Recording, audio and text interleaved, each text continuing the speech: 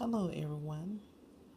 In my search and quest for finding something spectacular, these triple nines, this 1999 Philadelphia Mint has the double dies on the triple nine and the P. If you can just take a closer look, you see the double die in the first nine. And if I can get the right angles, you can see the double die in the other ones. But you definitely could see the P in the first nine where it is a double die.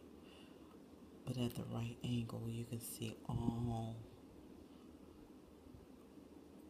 the double dies in the nine. I thought this was a great find.